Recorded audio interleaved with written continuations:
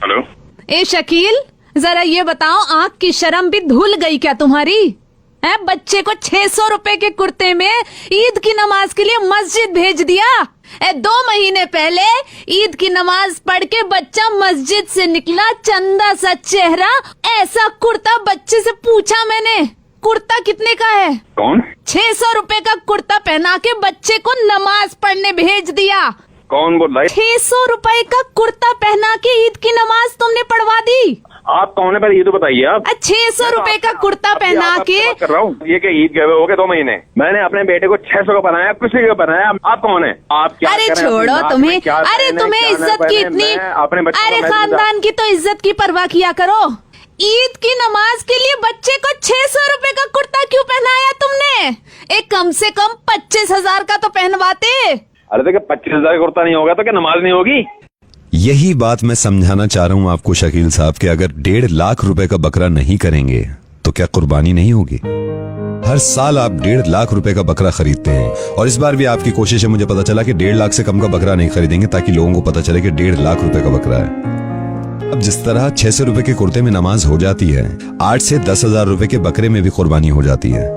मैं असल में कोई नहीं होता आपकी जिंदगी में दखल देने वाला, लेकिन ये मेरा फर्ज बन जाता है कि मैं अगर कहीं ना कहीं मुझे अगर लगता है कि मैं समझा सकता हूँ और किसी तरीके से, तो ये मैंने चाहा कि मैं आपको फोन करूँ। भाई साहब मुझे एक बात बताइए, मैं अकेला कोई हूँ? और भी बहुत से लोग हैं जो खरीदते हैं, न्यूज़पेपर में नाम आता है, सब कुछ आता है। तो ये बताइए, आप कुर्बानी न्यूज़पेपर में नाम लाने के लिए कर रहे थे?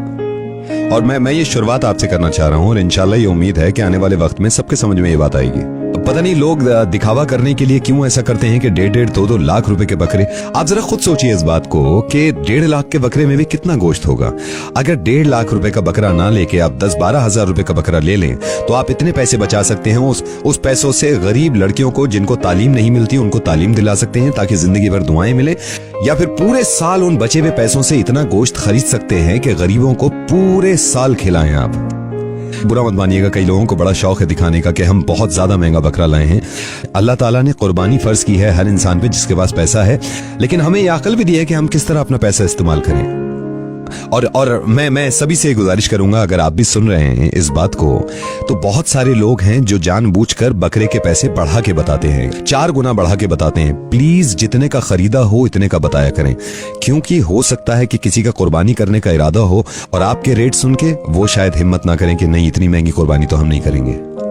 इस्लाम आसान है, इसको जितना हो सकता है आसान ही रहने दीजिए। इस बात की कितनी ज्यादा खुशी है कि हम सब लोग इंशाल्लाह कुर्बानी करेंगे और अल्लाह ताला हमारी कुर्बानी को कबूल करे। उन 1.5 लाख रुपयों का कितना इस्तेमाल कर सकते हैं आप अपने रिश्तेदारों में, अपने अजीजों में। कोई इंसान परेशान है, उसको पैसा देके, तो ये ज्यादा बेहतर है। ये सोच के कुर्बानी मत करिएगा। कुर्बानी सिर्फ और सिर्फ अल्लाह ताला के लिए है। और आपसे भी गुजारिश है, प्लीज इस चीज का ख्याल रखें कि आप भी लोगों से कहें और आप मिसाल बन जाएं कि वाकई में आप लोगों को समझाते हैं कि इस तरह का है हमारा दीन।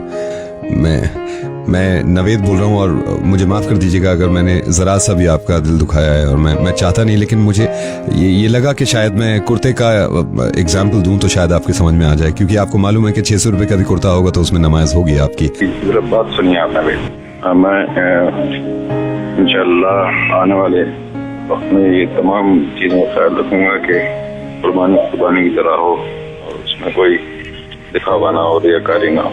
जज़ाकल्लाह, दुआ में याद रखिएगा। अल्लाह हाफिज। ठीक है, जज़ाकल्लाह।